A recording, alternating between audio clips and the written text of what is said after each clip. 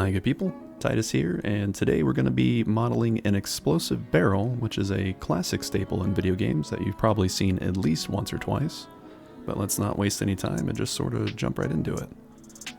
Alright, so we have our main scene here. We'll sacrifice the default cube.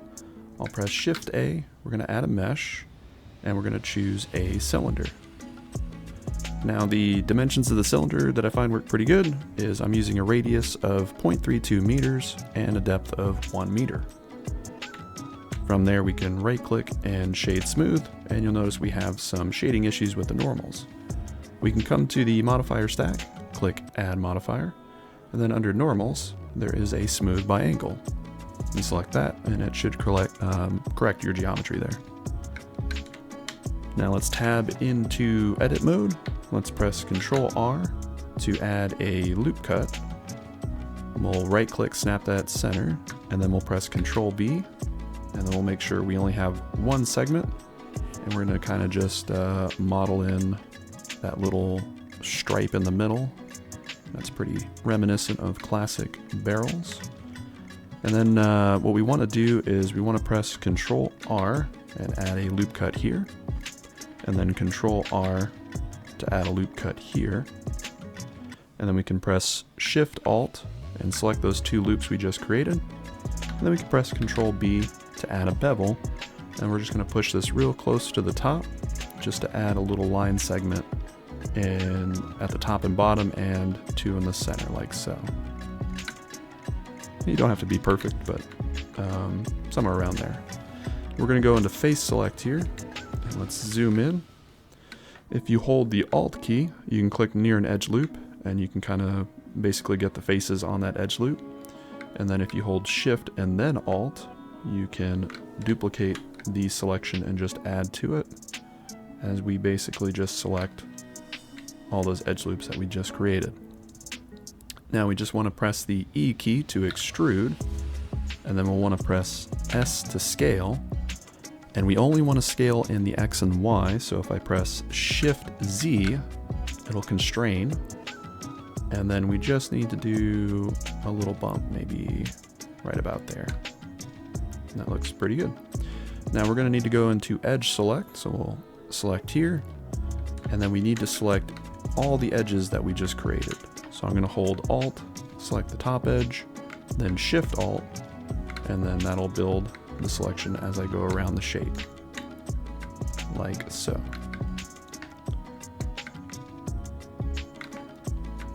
Alright, with that shape selected, we'll come to front view with one,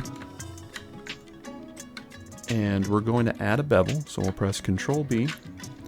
Now you might notice that you can go past your bevel, so you want to press C to kind of clamp it, and then you want to roll your segments to at least 2.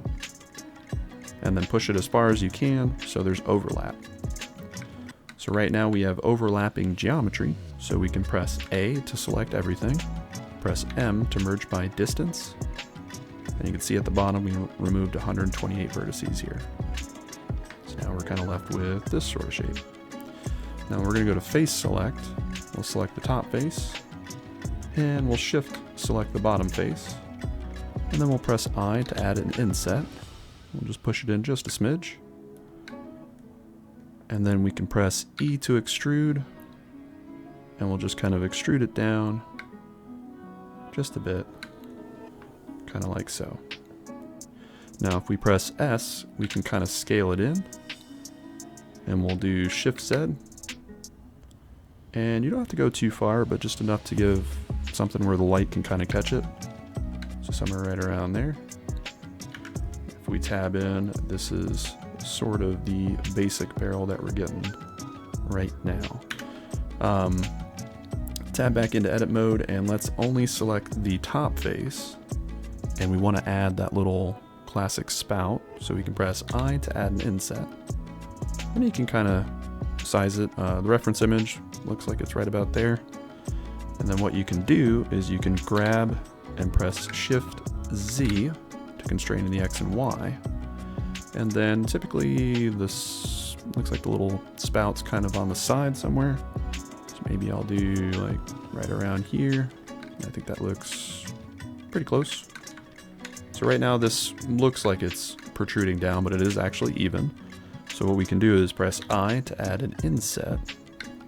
Maybe go right around there, and then press Alt S, and then just kind of push it down, and then press E and extrude it up just a bit.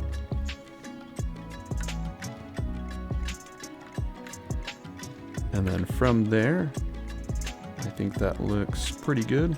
Let's go ahead and press F2. We'll rename this to maybe metal barrel.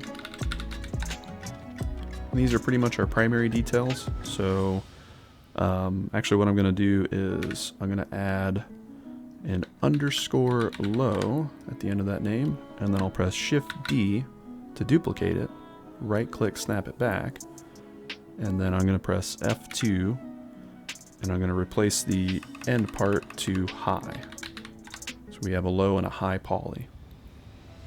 Expand out our list here, I'll hide the high poly, and you'll notice if we try to add some more geometry, so like maybe we add a subsurf here, we're going to get basically some rounding that we're going to have to fix. The way we can do this, we'll go back into edit mode. Our high poly is going to have more geometry, so right now we're only working in the high poly. We'll go to edge select. We'll select this edge and we'll press Ctrl B to add a small bevel of 2 segments. And then what we'll do is we're going to set the shape to be 1. So that kind of fixes the spout part. And then we're going to do something similar. If I hide the subsurf by clicking this little monitor icon here, I can hold Alt and select this ring right on the main face here, and then Shift Alt to select that one.